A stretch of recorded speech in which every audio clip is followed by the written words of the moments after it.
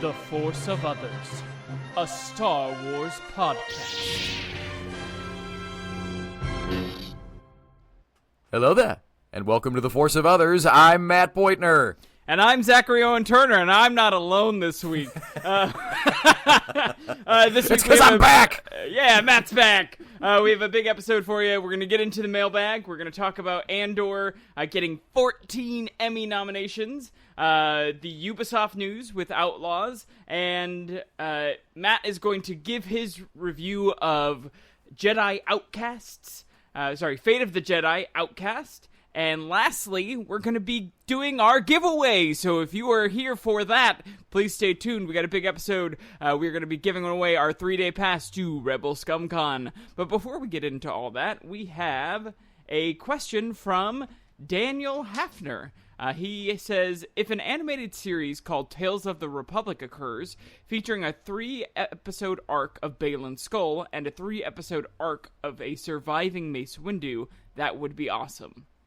And so we wanted to talk about that. It wasn't really a question, but it was thought-provoking that we needed to comment on it. Yeah, it wasn't really a question so much as it was an excuse for fan fiction. And as longtime listeners know, I am always looking for excuses for fan fiction. But so, if there was, the next Tales of show was Tales of the Republic, and it was about Mace Windu and Baylan Skoll, here's what I would do. Mm-hmm. So, just to break them up by character, the 3 Mace Windu episodes, I'm going to save that for the second one. I'm going to say Baylan Skoll first. For Baylan Skoll, I think your first episode, because we don't know who his master is yet, I think it's in the Clone Wars, and you establish that he has kind of a problematic master, kind of similar to his relationship with Baylan and Shin, and that this master is obsessed with the Mortis gods, coming out of the Mortis arc. Like he's heard of, or he or she, whoever, has heard the tale of Anakin, Ahsoka, and Obi-Wan encountering the Mortis gods, and this person is obsessed with, like, tracking them down. And that's the beginnings of his obsession, right, that'll carry into Ahsoka. And the second episode, you have a battle in the Clone Wars where Baylan is now a knight, and, like, probably freshly knighted, and he is saved by Anakin Skywalker, because he knows Anakin. He talks about that on Ahsoka. But then he sees Anakin break kind of the rules of war in some way. Sees Anakin kill combatants or something like that, or like force chokes a hostage or something. And he sees what Anakin could become, like he talks about in Ahsoka, and he walks away from the Order. Okay? And then the third episode takes Shin as his apprentice long after the fall, so somewhere before Ahsoka, and trains her as a weapon and a means to an end. That she is a tool. She's not an actual student, right? And I would have that mirror, like, his relationship with his master in some ways. That's what I would do with Baylan. But what I would do with Mace, the first episode picks up immediately after he is Superman falling out of the window after getting lightning by Palpatine, and he's alive. I don't know how he's alive, but he's alive. And my second episode would be, this is where it would get controversial. I mean, if it's not controversial already that he lived. But the second episode would be, and I haven't figured out how to show this, but I think Mace Windu is the best example of the flaws of the Jedi in the prequel era. That he is the ultimate dogmatic Jedi. He is the ultimate, there is right and wrong and nowhere in between. Right? 100%. And the Jedi are right and everyone else is wrong. And I would want to show an episode of him seeing that and how that has affected people. Maybe it's because he's in the underground of Coruscant and actually seeing how much they hate Jedi and how terrible life is down there. Or I don't know. But something. Whatever. Something where he comes to terms with how his ideals were bad and he throws his lightsaber away. And then the third episode, years later, Boba Fett tracks down a one-armed hermit Mace Windu, who's like a farmer or something, just making his peace with the galaxy, doing some type of non-violent good. And Boba Fett has tracked him down to kill him. Boba Fett in full Boba mode. He's got the armor and everything. Yeah. And basically Mace isn't going to fight him back at all and leave it ambiguous as to whether or not he kills him. And that would be what I would do. That's some good pitches, Matt. Thanks, man. What do you got? Yeah. So just off the top of the dome, you mentioned him having a master. My first initial reaction was like, oh, Pog Krell, the four-armed, like, bad Jedi. So I kind of want that, but I want him to be a little bit older because I think he's more in line with Anakin's age. Okay. So what I want actually is you start with them in the Jedi Academy. When they're doing like Jedi trials, like not because I think we've gotten that Anakin mixed with other Padawans, right? For training sometimes, I think in some of the books. Yes. So I want that with him and Baylan Skoll and being like, like basically just them lightsaber training against each other and him learning that lesson there of like, oh, Anakin breaks the rules. Like, oh, he's older. Oh, he still has attachments. Oh, he breaks the rules. And then you see him you do the Jedi trials, and Anakin's already there, like, with his master, and you see Pog Krell takes Baylan Skoll under his wing. And you could still do the whole, like, there's this Aboleth, there's this, the Mortis gods, I believe in those, because we don't know much about him. We just know that he's, kind of a corrupt Jedi. And second episode is him hearing about Pog Krell getting gunned down by the clones. Cool. And so so that's where he starts to go, wait, what? Like what, like, oh, he flipped, because he also knew Qui-Gon, didn't he? Does he mention Qui-Gon in Ahsoka? I don't remember, maybe, but I don't remember. Yeah. Nerd cred gone. So I don't remember either. So I think that would cover those plot holes there, not plot holes, but like, connections that we've set up. So then you have him on some sort of mission in the Clone Wars, and I think Order 66 happens and he's out in the Outer Rim. Not with clones, because he starts to distrust clones because they killed his master. And so he's like, no, I'll take some, we're like my own mission. He hears about it and, just like, cool, we need to be hidden. Fast forward at the end of that episode to him finding a young Shin, like, in the streets or something like that. And she's like pickpocketing with the Force and stuff like that. And he goes, no, I'll teach you, And then your third episode is something about him teaching her his ways, that he's learned how to adapt his Jedi views to this modern Empire world. Of just being like, no, that's great. Yeah, no, the Jedi teaches us that we shouldn't have attachments. That's not real. Here's this, this, and this, we need to be like this, because she has dogma. Because we see that in Ahsoka. She has like, oh, is this right, Master, what we're doing? So I think it's his like twisted dogma, almost like Skeleton Crew. Yeah. So that would be my Baylan Skoll. My Mace Windu is very similar. I think the only thing is I love that you did Boba Fett. In my head, it was going to be Vader. Cool. Tracking him down, and you could almost have it might be too much, but you could have both of them. Yeah, sure. Honestly, the Mace Windu arc could be different people hunting him down. Right? So, like, the first one to make sure he's dead is Boba Fett, right? So he goes out hunting him down. He loses the lightsaber and falls again to a great height or something like that, and Boba thinks he's dead. And then, because of the Kylo Ren comic, we learned that even up to the second Death Star blowing up, he was getting stuff about Jedi, Vader was, and he would still take them down. So I think you get that arc of, like, Vader coming to a farm. I also agree that it should be a farm. There's something so, like, domestic and, like, peaceful about it, Yeah. And he's, like, got... Go ahead. Go ahead. No, go ahead. Oh, no, go ahead, please. Windu definitely has some, like, sick lightning scars, And it's the, look what you've become, It's basically a mirror of the Darth Maul and Obi-Wan conversation. But Mace realizing, well, he already knows it's Vader. Well, does he? He would probably know more than anyone, because he cut off his hand. He'd probably have a pretty good idea. Yeah. Yeah. Yeah.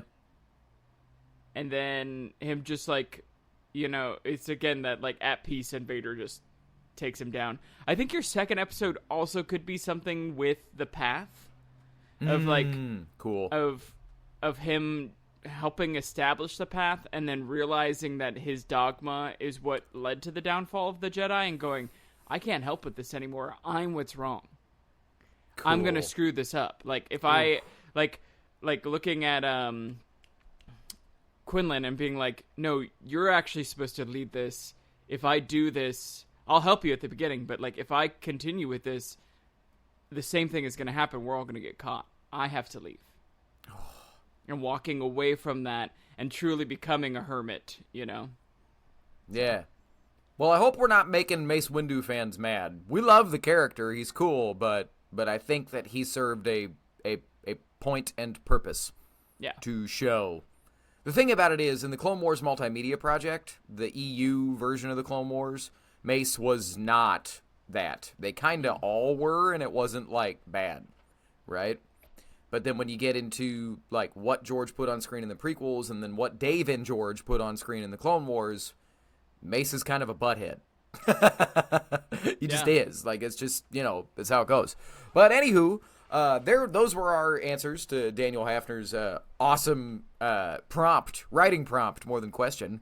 But if you have a writing prompt or anything that you want to say to us, email it to forceofothersradio@gmail.com, and we'll probably talk about it on the show or put it in the comments below. Mm-hmm. But in the meantime, Zach, let's go to you first, because I've been gone for 3 weeks. But how was your real-life week, and how were your Star Wars adventures this week? Yeah, real-life week was good. I'm starting a new job, so just like, memorizing and getting everything ready, and I'm a bartender, so, it's learning new recipes and tools and different things, and I'm very excited about it because it's a bar that does a lot of stuff that I have never done. So it's just learning new stuff and techniques and at a different pace, and I'm really excited about it. It's nice to change up your routine every once in a while and be like, cool, I'm good, I can do this, As far as how Star Wars found me, it's just been, I did a bunch of editing this week on the previous week's episode, so, making the show has been how it's found me. And tonight I'm going to go see Superman, which last week I talked about. David Cornsweet needs to be in a Star Wars thing. Actually, before we get to your weeks, or maybe after your weeks, I do want to hear Matt's thoughts, because we haven't had him for 3 weeks, on David Cornsweet being the big Superman actor and what Star Wars movie you would put him in. Because I gave out the idea, because he's super into like flight simulations and all that. I want him in Starfighter. I think that'd be a really cool. He wants to play either a Jedi or a pilot, and I think it'd be really cool to have him in your like Top Gun, pilot movie. But yeah, I mean, that's how my weeks have been. You guys have seen me. Well, yeah, to just jump to it, that makes the most sense. Yeah. If you got a guy that's so hot right now, talking about how he wants to be a pilot, slap that dude in an X-Wing outfit and put a helmet on him, make him a cameo in Star Wars Starfighter, and so that he exists, and then don't kill him so that he could maybe come back later. That's what I would do. Why not? Take an afternoon. Yeah, I'll take a buddy cop movie too with him and Ryan Gosling. X-Wing sure. buddy cop movie. If Starfighter takes off, we might end up getting a whole slew of Sean Levy, Ryan Gosling pilot movies. Who knows? And I would love to be in one. Just want to put that out there. Put me in there for 2 seconds, and I'll be like, there's too many of them, and then I die. Great. Perfect. I want to be one of the droids, just in the background being like, I don't know about this. The odds are... Never tell me the odds. But the odds! That's the missing scene. Yeah. Always tell you the odds. The odds are important. Yeah. But okay. So as for where have I been for these last 3 weeks? As the podcast was trying to find me, Force Awakens Luke Skywalker style. I was not on Octo. I was in Wisconsin for a week. I was back to the roots of my family. My granddad was born and raised in Tomahawk, Wisconsin, town of about like 2,500 people, very much out in the middle of nowhere. And I hadn't been there for about 20 years. Most of my granddad's brothers and sisters still live there, still hang out. My grandpa basically was like, look, everybody, I'm getting up there in years. We're all going to get together for the 4th of July in my hometown one more time. So it was all 20 of us, my aunts and uncles and their kids and their kids' kids and everybody all descended on Tomahawk. And it's really cool. They do a big 4th of July celebration every year. Lots of patriotism, lots of fun. It was a good time. They do a fun bit where it's very, very silly. They kind of clear out the main street, and the 2 fire engines in town line up their hoses towards each other, like the fire crews, and literally try to blast each other with the fire. It's like reverse tug of war. They're trying to knock each other back. The one funny part was at one point a very we're not trying to be ironic, USA chant broke out as they were doing this, and my family and I were like, all right, cool. But it was really, really fun. It was a lovely weekend. It's always good to get to see the people that you love because we live all over this country. So it's good to see everybody. And so that was the first week of July that I was gone. And then the last 2, I've been doing my Finding Nemo Jr. summer camp with the Granbury Theater Academy. I've had roughly 200 children that I am not solely responsible for, but I am the head. Therefore, all of it I am responsible for. It's not done this week. We still have more stuff happening. We are actively in performances. I'll have one tonight. And I'll have my Littles camp, my 5 to 7-year-old herding cats camp is also today. But you know, hey, this is why you get paid to be an Academy director. Now, as for all my Star Wars adventures, still managed to have Star Wars adventures. I saw Superman 2 days after it came out. I saw it the Saturday, in between my first 2 weeks of camp. Absolutely loved it.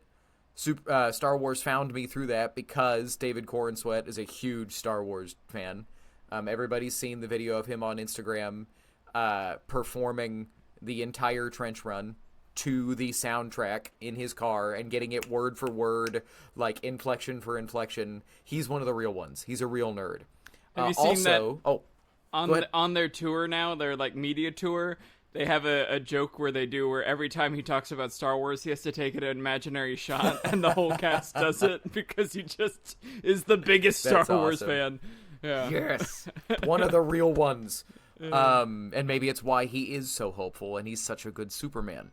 I'll talk a bunch more about Superman next week after Zach has seen it. We're going to get into the weeds on The Last Son of Krypton, and I am very, very excited to hear what Zach has to say about it. But more Star Wars ways that Star Wars found me through Superman. Mildest of mild spoilers. There's a pseudo-opening crawl in the first, 30 seconds. Oh. It's not literally a crawl, but you get some subtitles. And James Gunn has said it was very much inspired by Star Wars. Cool. Because basically, whatever, he added it late after some test screenings because there was some mild confusion from non-comic booky people. And he was like, all right, I'll just do the Star Wars thing, to give you some context, right? And in his Vanity Fair interview, James Gunn talked about how Star Wars very much inspired the hopeful message and feel of this film. He's like, and the interviewer kind of prepped him, was that, well, it reminded me of Star Wars, is that what you were doing? He was like, not really, but yes, absolutely. We're trying to have that type of feel for everybody. And then Star Wars found me through my family as I'm hanging out with all my family members. My uncle Wyatt Hester, who is a airline pilot. One of his co-pilots on a long flight a couple weeks ago, he found out was a huge Star Wars fan, and he recommended our podcast to her. Oh. And I didn't get her name, so if you're listening, comment below or email the show or let us know. But she said she liked the podcast, and I hope she still does. Oh. And tell your friends about it. We gotta get a call sign for her. Yeah, exactly. She probably already has one herself, but yeah, we'll have a squadron episode. Yeah. But yeah, she said she liked the podcast very much, and that made me very happy. And so let us know if you're still listening. But the last way Star Wars found me was also through my family, and it was yesterday. My dad is on another trip because he's retired, so what else does he have to do? But he's currently doing the Register's annual Great Bike Ride Across Iowa, otherwise known as RAGBRAI.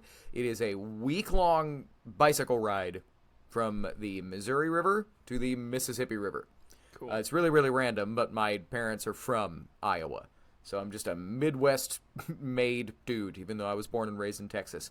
And on this bicycle ride that about 20,000 people go on, my dad encountered a bike team all wearing Star Wars jerseys. Oh, cool. So I'll put the picture up, but it doesn't make any sense, and I wish I had any context. He did not give it to me. But they're all wearing jerseys that say Jedi mustard, and it is a mustard bottle with a lightsaber and Jedi robes. And I love that it makes no sense. And my dad just sent this to me with no context and said, how did Star Wars find you today? And I was like, congratulations, Dad. You made the podcast for the first time. So there you go. That would be like us having a bike team and have our ridiculous Rathtar on the back, like. Exactly. Maybe one day. No, if I ever have the time to get into cycling again, I'm going to get a Force of Others bike jersey. But I was wrong. I have one other way that Star Wars found me. One more. And Zach, this is going to be kind of a game for you.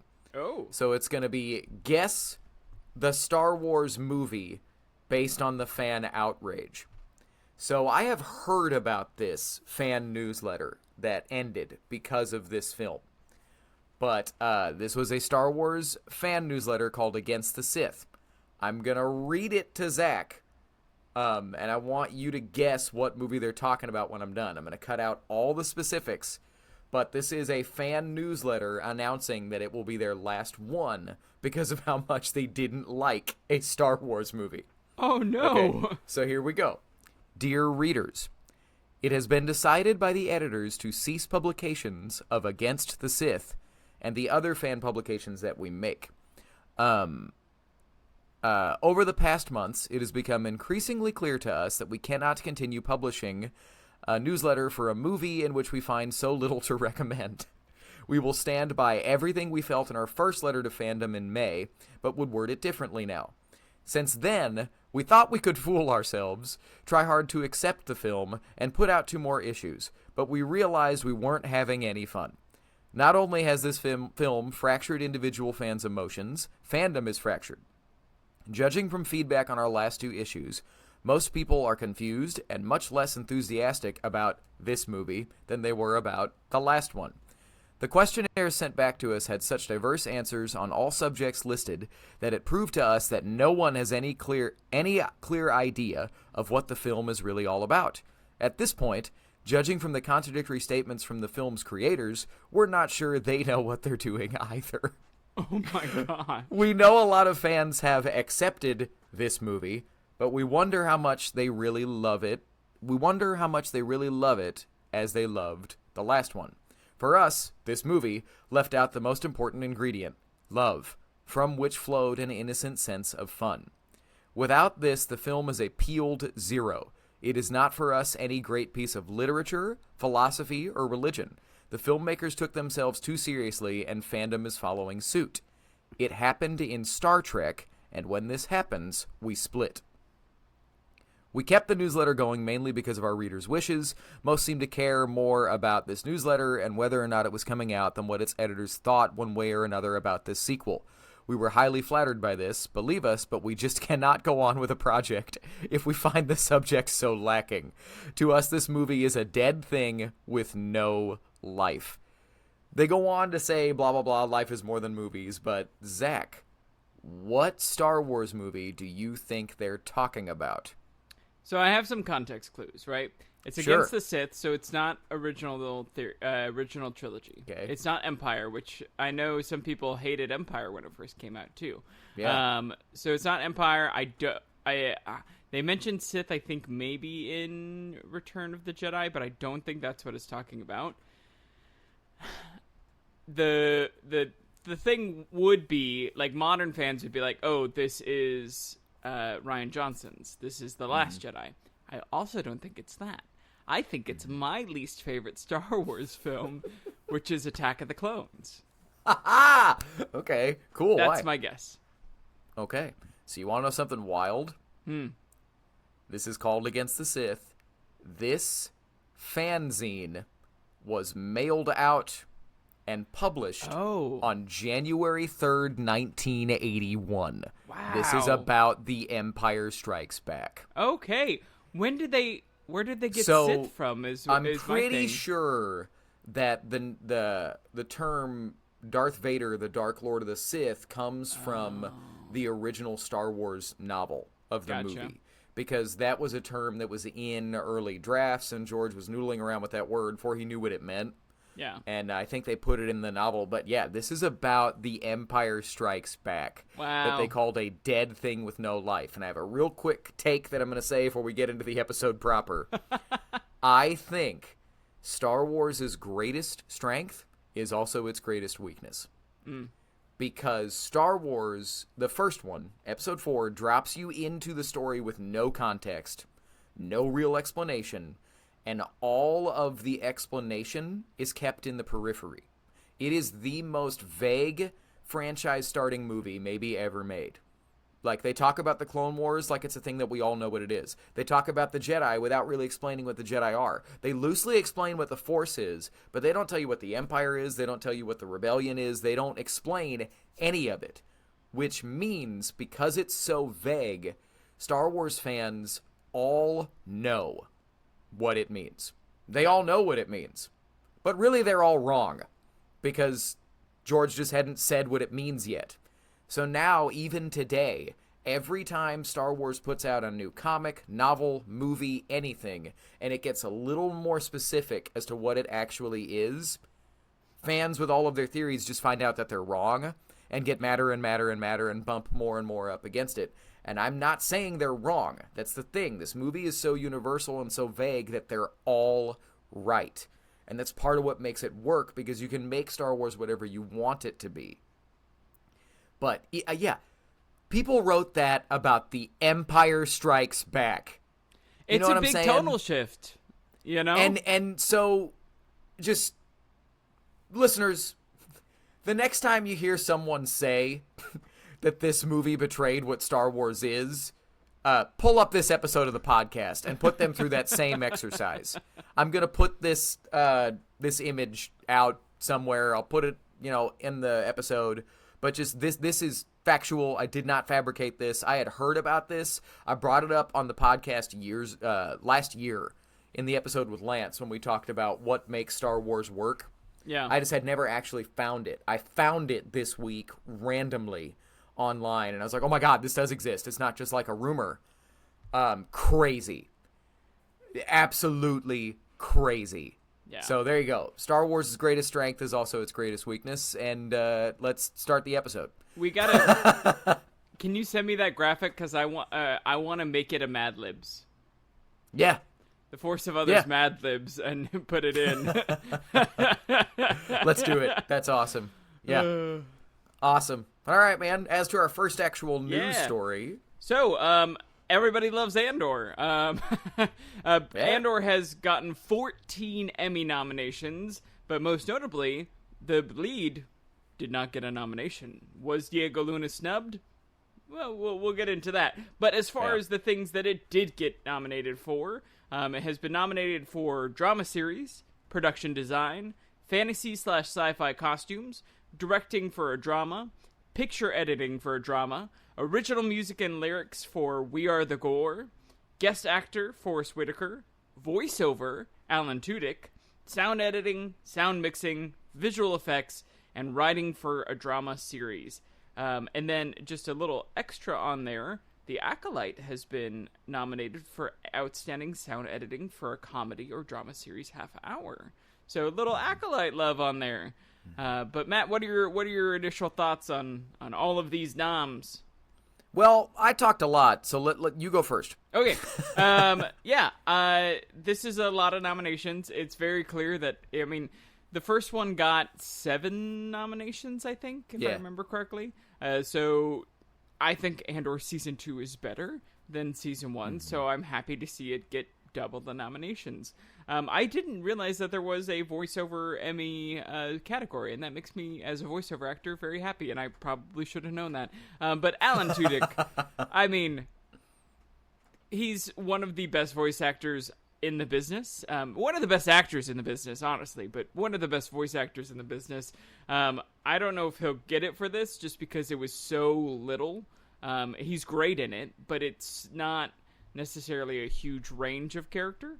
And just like screen time, he's not on the show that often. But when he is, it's fantastic. I love. I just was watching a clip today about him talking about. I was on Coruscant once. There was a parade. The Emperor was there. Like the memory of like, oh, that's how that made me feel, that the Emperor was there. And I don't really realize that until I had consciousness, which I do now, He does great work. As far as drama series, I think it has a possibility. I think it will win at least one of these Emmys. I think winner's probably going to be costumes. I think the costumes in this show are fantastic. I do think We Are the Gore could win music. I don't know what it's up against, but that is such a heartbreaking moment in that show. It will probably get, either some sort of like sound editing or production design, sound mixing. Usually Star Wars kind of has those in the bag. And I am surprised that we don't have a Diego Luna on here. But honestly, if you look at the show, he's kind of a backseat driver. At least season 1, he was definitely a backseat driver. This one, he is actually driving the show. But it's kind of sad to see all of these noms and not just like a, hey, you were the lead in this. We love it because you're in it. Here's a nomination. Even if he wasn't going to win, a nomination would have been cool.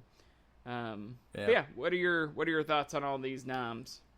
Well, to answer, and the biggest reason I put the did Diego Luna get snubbed thing is I've been seeing that going everywhere, and I agree with you, man. I don't think he got snubbed. I think he was kind of a backseat character in season 2. He gets a great speech to open the season, and he gets a great speech to end the season, like to the Rebel Council, talking about the importance of Luthen.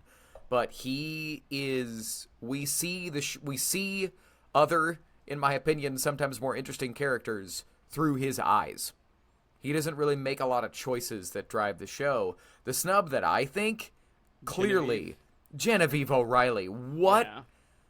Not to get into the whole thing of, I do think that overall awards for art are way overblown in their importance. Like, who cares? Who cares? I care about what it meant to you. I care about if you liked it, what you got from it. I don't care what the award shows say. And most artists say the same thing. But it's also weird to get an award for your art. Yeah, it's cool. It's cool, but it's also like, but they did good work too, and like my thing was so different than their thing. Yeah. It's apples to oranges. But like you look up, just for anybody that's like, quit being weird, complaining about how these things don't matter, look up what Ben Affleck and Matt Damon have to say about winning an Oscar for screenwriting when they were like infants. Yeah. They were both like, oh, people spend their whole lives chasing it. It changed nothing. But anyway, I think it's weird not to... Dog, how you going to nominate Forrest Whitaker and not Genevieve O'Reilly? I'm sorry. I don't get that at all. Genevieve gave one of the best performances of one of the best written monologues taking down authoritarianism and fascism and control of truth that I've ever seen put to film. Forrest Whitaker... sniff the gas and you'll become like me! Emmy, I don't get that at all. I'm sorry. I've always thought his performance was more weird than good. But like I said, it's all opinions anyway. Well, he's lower... So he's guest actor. She's guest probably actor, series regular. So maybe just in the category he's in, there's less competition. That's fair. That's fair. But no, Genevieve deserves an Emmy for her work in this. She's amazing. I could also have heard an argument for, gosh, I should have had these names up, but Cyril and Dedra. I thought they both crushed, but it's probably exactly what you're saying, that they were probably more series regulars. Yeah. And I'm sure those categories are stacked. And ultimately, Andor is not a show that wears its emotions on the actors' sleeves. It just isn't. You know? That's part of what differentiates it from the rest of this franchise, in that they spend most of the show being stoic. Oh, and Elizabeth Dulau. Clea. Oh, yeah. Excellent. That would have been wild, though, because it's her... She graduates acting school, gets Andor, and then an Emmy. Wow, that would have been, crazy. But deserved. I mean, she does such good work in this show. So, at the end of the day... Cyril Karn actor is Kyle Soller. The Dedra actress is Denise Goh. Yeah, thought they crushed. Yeah. And of course, Skarsgård. Phenomenal. I think he was better in season 1. He just had a little more heavy lifting to do. He had a better monologue. Yeah. But so did Diego get snubbed? No, I don't think so, honestly. I don't think his work was bad. No. But I don't think it was best lead in a drama. So there you go. But moving into an arguably spicy news story, I'm going to give it back to Zach. Yeah, we got Ubisoft says that Outlaws failed because of declining interest in Star Wars. During a recent shareholder meeting, the Ubisoft CEO said, "For Star Wars Outlaws, we didn't reach our sales targets. The game suffered from a number of items. First, it suffered from the fact that it was released at a time when the brand that it belongs to, was in a bit of choppy waters, and the game had a few items that still needed to be polished, and they were polished and debugged in the early weeks, but it did affect sales volumes." All right, I'm gonna do my take first. I have played Outlaws. I've played all of Outlaws. I have done all of the DLC. I like this game, but the week that it came out, it had so many problems that it turned off fans. It's not a declining interest in Star Wars. That game could have been a top seller. Like I said, I played through it all. So did Matt. I liked the game, but the week it came out, everybody was like, "Oh my gosh, look how janky this is. Like, there's this problem, there's this problem, there's this problem." So if you put out an unfinished game, of course it's going to fail. Like, it's not Star Wars' problem. It's not even the creator of the game's problem. It was probably some exec that said, "Put this out now. We have a release date. We need to get it out." And they were like, "But it's not done." And they're like, "I don't care. Send it out." I bet that's the true culprit. But yeah, no, it just needed to cook a little bit longer. And they needed to fix some mechanics on when you're driving a speeder. You shouldn't have to fully upgrade a speeder to make it drivable. Because when you do, it's great. Like, when you can get the jump and you get all that, it's great. But you gotta, I don't know. It had problems. The game had problems, but the story is great. All the actors are doing great work in it. Like, the direction, casting, directing, and directing voice in the show is great. Nobody does a bad job in it. It's perfectly a playable, fun game. But if you're asking somebody to spend $70 on a unfinished game, that's on you, dude. That's on you. Yeah. Yes.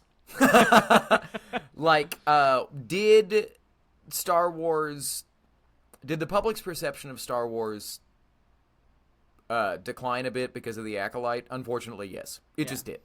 Because of all the controversy, whether valid or not, it was everywhere. And this game came out about a month after all that happened. And at the end of the day, I wouldn't necessarily say interest was down, but controversy was high. Yeah. And then when you couple that with releasing a game that is wildly unfinished on launch, it is not going to do huge sales volumes. And I don't want to villainize Ubisoft CEO here, but he is doing the smart political move. Yeah. Of saying, well, it failed because the brand was not very popular. That's just basic. That's basic CEO scapegoating. So, was that a factor? Absolutely. Was that the only reason why? Absolutely not. Not at all. I talked about my review a couple weeks ago that even now, it is a super fun game that is clunky at times. Yeah. Just straight up, still clunky at times. And one thing I didn't talk about, like you just mentioned, it never really stopped bugging me when I'm driving my speeder around Tashara, and then I hit a rock that I couldn't even see was there and die. It was like, what? I'm on a hovercraft, dog. I couldn't even see that thing. Yeah. You know, it'd be one thing if I'm not paying attention and I hit a wall. That's death. That's permadeath. Or like the for sure. cows that are there. You know? Yeah, like sure, I get that. But I hit a rock that was so small I couldn't distinguish it from the sand around it. Yeah. That's pretty clunky. Like it is. I'm all for a game being difficult, but when it is not completely finished, I'm gonna complain, and a lot of people did. So, but I thought it was funny, and that might be the headline. Is Star Wars dead? No. Yeah, but I truly think it's wild that Ubisoft will say things like that when. If anything, the biggest thing that might come out of this is Lucasfilm and Disney might be less willing to let them make more Star Wars stuff. Yeah. Is the Clone Wars RTS game, is that a Ubisoft game or is that somebody else? I forget what that's called. It's like Alpha Company or something Squadron or... Yeah, Zero or, new Star Wars game. Just thought about this, everybody. I didn't put it in the show notes. Sorry. RTS, right? Yeah, I'm pretty sure. Zero Company. That is developers Bit Reactor, which is a subsidiary of with Respawn. So different thing. I mean, who knows? These things like making money, and so it's not like we're never going to get a Star Wars Ubisoft game again. But that, if anything, what that tells me, the biggest takeaway, is that there are no plans for a Star Wars game with them anytime soon for them to be willing to say something like this. Oh yeah, I don't think we're going to get an Outlaws 2. No, ever. I never thought that was going to be gonna be happening. Never thought that was going to be Wow, I never thought that was going to happen, to be honest with you. But I don't know that there's a Star Wars game in their future anytime soon for them to say something like this. We did theorize that maybe Star Wars Pirates, because Star Wars bought that moniker, might be a sequel to this game, but I don't think that's a thing. But I do hope we get more K-Vess, because she's a great character. Yeah.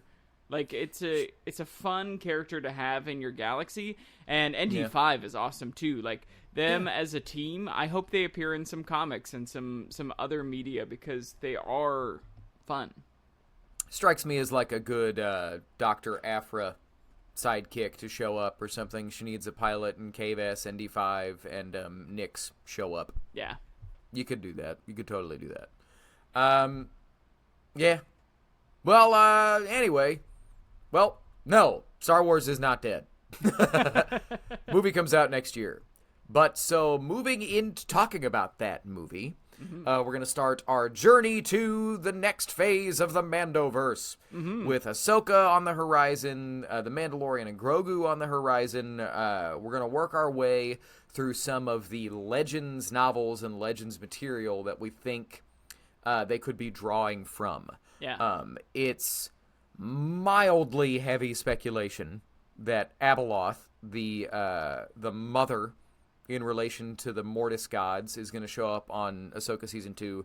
We're all but confirmed that that's going to happen. Just if you squint, you can pretty much see it. Now, possible that it might not be happen. Natalie Portman.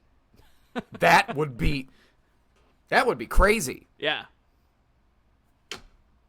She's rumored to be back in the show, but rumors. Man, that would be insane. The mother of Luke and Leia is the mother of the Mortis gods. That would be surely not. Now you hit me with a huge speed bump. Now my brain is just kind of sinking through the quicksand of fan theories. Well, either way, it could do the thing like an Avatar where it has many faces. And it's like, oh, this one's relevant to you, Ahsoka. You know? Wild. Well, anyway, that'd be crazy. That would be absolute insanity. But either way, to get into the actual source material for Abeloth, because I was very ignorant on this, I am reading the Fate of the Jedi series, and I have successfully read the first novel. I'll move on to Fate of the Jedi. I forget what the next one is called soon, but in the meantime, spoilers, Zach and I are working through Heir to the Empire, the first novel to introduce Grand Admiral Thrawn. But yeah, so I'm going to give you my review of this novel, and I'm also going to talk about what they might use for Ahsoka Season 2, if anything. So, kind of I'll funnily be here enough, with questions, because I didn't read it. yeah. Funnily enough, opening thoughts for Fate of the Jedi Outcast, it's a lot of things that we have talked about on the show. The spice spiders on Kessel feature kind of heavily in this story, and there's other Force traditions that we talked about when talking about the healer from Andor. That's going to apparently figure kind of heavily into this novel series. I didn't know. Coming into this, I knew the basic kind of outline of this story just from being a dork. It's always on Wikipedia and always learning about Star Wars stuff, whether or not I've actually read the books. But so there are three main plots in this novel, Fate of the Jedi Outcast. The first one, Luke Skywalker is banished from the New Republic. I've talked about it on the show before. Because his nephew Jason Solo turned to the dark side in the Legacy of the Force Legends novels, basically the New Republic government comes down and was like, check it out, man. You're the head of the Jedi Order. You made another Darth Vader, basically. You are banished. Yeah. And we're going to investigate the Jedi in the meantime, and you. But you can't be around for at least 10 years. So Luke and his son, Ben... This takes place, like, way after Heir to the Empire, deep into... Like 35 to 40 years after Heir to the Empire. Cool. Which means after Return of the Jedi-ish too. Yes. Cool. Yeah. Yes. And so Luke and his son, Ben Skywalker, embark on a galaxy-wide mission to try and figure out what led Jason Solo to the dark side. And their first stop is to learn from the Keldor, Master Plo Koon, from the Baron Doe sages, kind of their Force tradition. Other subplot, Han, Leia, and their niece, Jason's daughter, Amelia Solo, head to the spice mines of Kessel to help the mining colony's new runner, Lando Calrissian, with some mysterious earthquakes that are destabilizing the planet. Han has some really funny lines about how much he does not want to go into those mines, because in other earlier Star Wars novels he encountered and kind of discovered the spice spiders of Kessel and was like, great, who cares? Let them die. And I was like, haha, I am Han.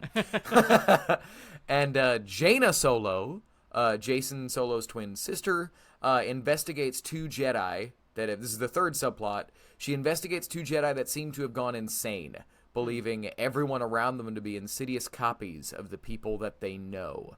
Ooh. That's the only subplot that I'd heard of, and I'm pretty sure that ties into Abeloth. Mild spoilers, but we'll get to that later. Do you have a question?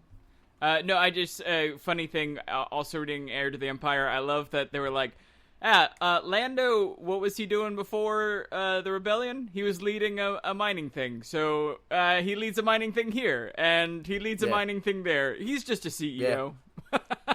Yeah, this is what he does. He's a Baron Administrator. Yeah. But moving into likes of this novel, I really liked Luke's new Jedi Order, just to have a couple hundred active Jedi that Luke was all in some way responsible for training is cool. I wish we'd seen it on screen.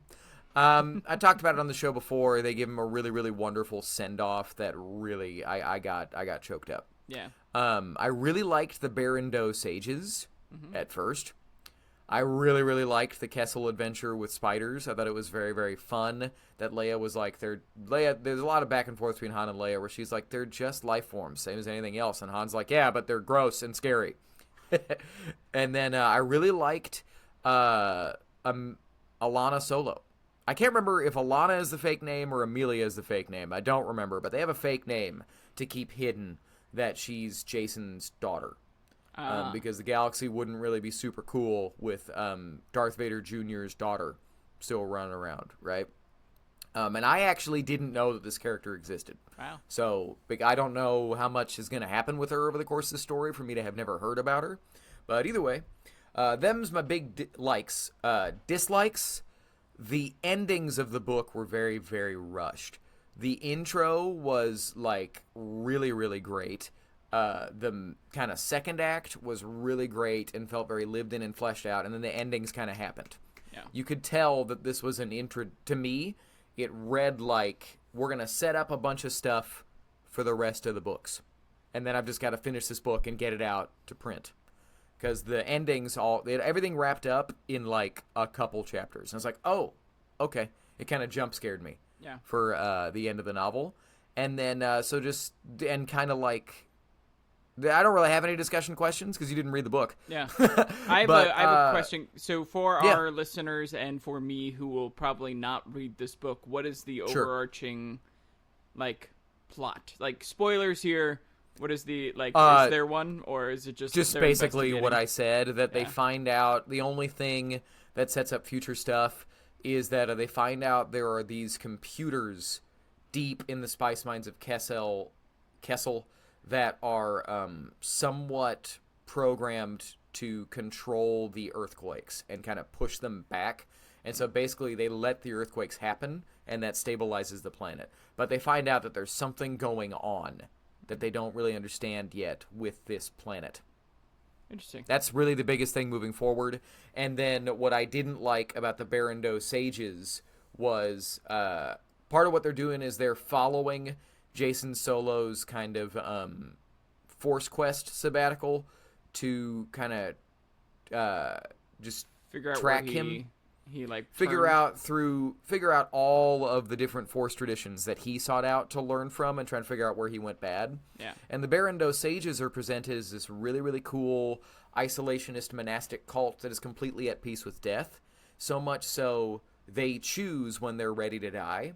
Wow. Because they're like, it's time to transition into the next life. Like, I have served my community. I have lived a full life. I'm ready. I'm ready to say goodbye. And I was like, that's really, really cool. And then you find out that it's all a ruse because they're just trying to hide. And really, they're just trying to hide from Jedi like Luke. They're going to look into what Ben learned from them. And really, they're just trying to hide from another potential Order 66. Mm. So I was like, oh, it's just fear and it's just a lie and they're just a cult. I mean, fine. But the other way was cool. Yeah. You know. And then it just turns into a fight between Luke and the head of the Order. So yeah, they were just they ended up, they're just a cult. And I was like, lame. Was it like a Giver situation? Kinda. Yeah.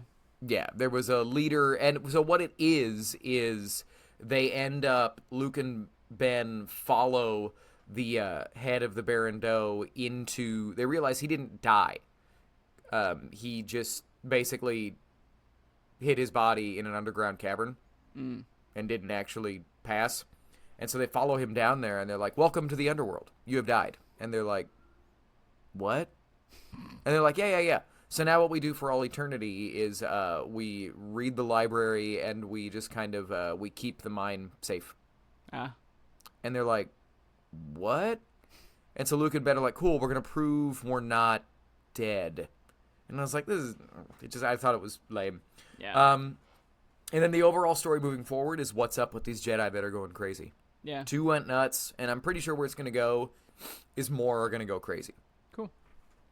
Now, what'll they use for Mandalorian and Grogu or really Ahsoka Season 2? There's really only one scene that I think they might pull, and it won't be this character because there would be no way for her to exist. But at one point, Amelia Solo, again, Jason Solo's daughter, is wandering around on the surface of Kessel, and she is contacted by a sad, scary, terrifying voice of a very dark Force presence from above the planet. Wow. That is talking about how she wants to be free. And so I don't know that that's Abeloth, but I'm 99.9% certain that that's Abeloth that was talking to her. And so that could very well be something that probably Sabine, or maybe Shin, or even is Baylan. Wandering around, or it could be Baylan, but I would think it would be a Force student, gotcha, right? That is contacted by something they don't understand, reaching out, asking to be free, and kind of trying to take her over. Cool. You know? So, but that's not an original idea. That's been in tons of stories. So, closing thoughts. Interested to see where it goes, But because it was, frankly, kind of a... I would probably not keep reading were it not for the Abeloth of it all. Yeah. And just my want to be a completionist. Yeah. You know what I mean? Because it was cool. The best thing about it is that in modern canon, it's cool to escape into a story that has a completely different history to pull from, and frankly, that Luke, Han, and Leia are still going on adventures. Yeah. To be a shameless fanboy about it, that's what's fun. You know? Reading Heir to the Empire right now, that's also part of the fun. I'm like, oh, it's the characters I know, and they're young, and they're happy, and they're doing stuff, and this is written so freshly after Return of the Jedi that this is so in tune with the characters. Anyways. Yeah. And, and just to do a tangent real quick, I've seen so many people say lately, the popular opinion about the sequels is that where they went wrong is that Han, Leia, and Luke were in it. They should have either been dead, or people should have just moved on, told a completely different story. No. Absolutely not. The reason, I don't care what anybody says. I mean, the marketing was incredible. Daisy and John Boyega and Oscar Isaacs, they were all incredible. Yeah. Great. And the marketing was about them as well as it should have been. But the reason that movie made $2 billion, Force Awakens, is because it had been 30 years since Return of the Jedi came out, and they were able to say, Mark, Carrie, and Harrison are in this movie. Yeah. They're all back. Chewie, we're home. The best way... Yeah, exactly. Yeah. Exactly. That made $2 billion. Yeah. Period. And, well, because my wife, Jenny, big Harry Potter fan, I remember her saying to me, why did this movie make so much money? Because she's kind of Star Wars adjacent. She likes it. She doesn't love it. And I said, Jenny, imagine in another 15 years, they're making Harry Potter 8, and they say that all three of those original big actors are coming back. Yeah. And it's continuing their story alongside a new generation. And she said, I get it. I get it. And I'm like, yeah, that's why it was huge. Yeah. And that was the move. Disney bought the company. Episode 7 is going to feature the big three. Yeah. And it took them a bit to announce that, but that was the move. Before Carrie passed, Exactly. So, anyway, reviews on the sequel trilogy aside, mild spoilers for future of the podcast, I am going to talk about Force Awakens a little more. We are, because we're coming up on 10 years. Wow. So, and I want to remind people of the hype leading into that movie. Unparalleled. Oh, it was all we it's could probably talk about. similar. It's probably similar to the hype for Phantom Menace in '99, but I was 10, so I was stoked. But it also, the internet was a thing. It was not a thing like it is now. Yeah. It was not. So it was everywhere. But we are hyped for something very different, as are you, because it is time to announce the giveaway for the 3-day pass to Rebel SCUM Con. Woo! First of all, thank you if you're watching. While Yes. Matt does all this, we had a bunch of people enter. You had to like, comment, subscribe, and share, I'm pretty sure. Share, yeah. Yep. So if you did all of those, you got put into a wheel here, and we're going to see who won. We've got everybody that followed all the rules into this drawing, and now it is time to do the drawing. You will need to email us to get in contact with us, forceofothersradio@gmail.com. We're not gonna reach out to you. You got to watch the show. You got to find out if you won. Yeah. But here we go. Here's the big moment. Drum roll sound effect, if we got it. Oh, right. The app has a sound effect. Duh.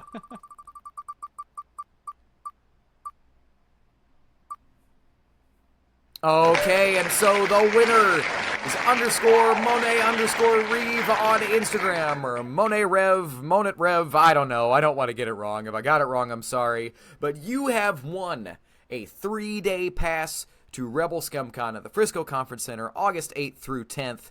Email us at forceofothersradio@gmail.com, and I will give you that pass. Yeah. And we would love to do a meetup with you and get a picture taken and maybe get a mini Star Wars interview on the convention floor. That would be awesome. But congratulations, you have won. Whether or not you won, listeners, I hope to see you there. Check out our podcast episode, I think it was 38 or 39, with Bobby Robertson and Dante Dio, two of the main people behind the con. There's lots of people that are putting it together, lots of people working very, very hard, but I am stoked. And it's also going to be the first time that Zach and I have been in the same physical space since... When was the last time we were even in the same place? We met in LaGuardia Airport because I was exiting or arriving and you were exiting. We were literally like, we can only see each other for this 1 hour that we're both in the same place, and we made it happen. We had lunch at an airport. Right. we met and ate at some goofy little restaurant and got to have a good conversation. Yeah. And yeah, before that it was during COVID. Yeah. We were both going crazy, and so you flew down from New York to see a friend. Mm-hmm. But either way, we're going to be in the same place, so come. We hope to see you there at Rebel Scum Con. Walk up to us. Say hi. The Force of Others is about meeting others and finding out what Star Wars means to you, and I am very, very excited. I'm also a shameless fanboy, and I can't wait to meet Sam Witwer and David Collins. And I'm going to do my very best to not just like when I meet them and freak out. Also, you'll see pictures of us and discover that I am, in fact, quite short. And I am quite tall. Quite tall. So, yeah. Oh, we got to do a Han and Chewbacca costume one day, because the height is there. Because to scale, hey, that ain't bad. Yeah. I mean, either that, or you're Han and I'm an Ewok or something. No, dog. You're not that 3PO. short. You're 3PO, I'm R2. Oh, that'd be fun. We could even just do like a 3PO t-shirt and an R2 t-shirt or something. So like it's there. But, oh wait, last idea. Because I talked about this in college with a friend, with Liam. But you're Luke in Empire Strikes Back and I'm Yoda.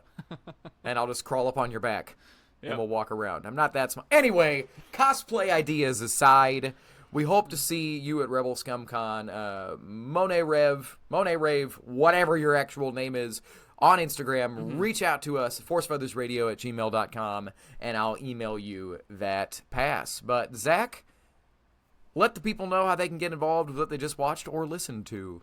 Yeah, we're going to put up this email bunch because the way to get involved is to email us, forceofothersradio@gmail.com. Let us know your comments, your suggestions. If you are coming to Rebel Scum Con, let us know, and we'll meet up with you. We'll chat some Star Wars. We're going to try and do a bunch of like little fan interview questions as we go along. I might get some tiny mics for us, But yeah, get involved with us. You can also get in the comments of any of our social medias or here on this video. We want to interact with you. This show is about interacting with other Star Wars fans, so please interact with us. Also, like, subscribe, and hit that notification bell. It is so cliche, but it really does help. And it'll let you know when we put out a new episode every Friday, as well as our fun shorts. But yeah, that's the best way to get involved with us. Yeah. Any other last-minute things, or should I send us off? Just a quick plug for next week. For next week, we're going to, which will actually be the 1-year anniversary of this podcast. Wow. But it's going to be all about the Superman. Go us, 1 year. Digital high five. Whoosh. But all about the soups next week, and we're going to premiere something we joked about a couple weeks ago. That'll be, we're still the Force of Others, but next week we're the Force of Other Stuff. Mm-hmm. Which is the way we're going to give a cute name to when we want an excuse to not just talk about Star Wars. So, yeah, but we'll talk all about Superman and other things.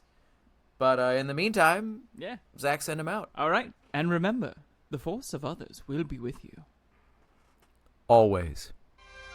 Matt's back! The Force of Others, a Star Wars podcast.